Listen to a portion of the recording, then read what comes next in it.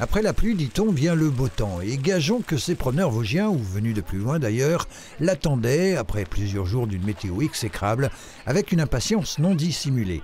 Témoin leur nombre ce lundi au soleil sur les rives du lac de Gérardmer.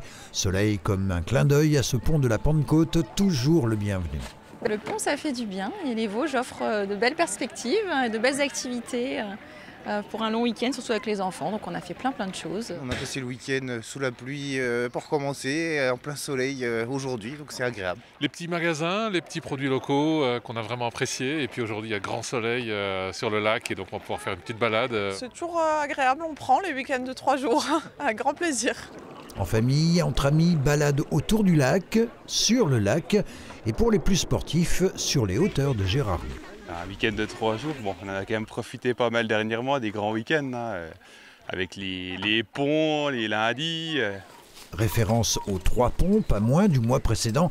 Un mois de mai qui, malgré tout et paradoxalement, n'a pas été à la hauteur des espérances côté réservation locative, avec un taux moyen de 44%. Et nous sommes actuellement à moins 13% par rapport à l'année dernière. Donc une légère baisse quand même des réservations pour le mois de mai. Vous voulez être à proximité du lac pour pouvoir profiter du lac. Après, au niveau de la météo, on a une météo à peu près similaire, 2024-2025.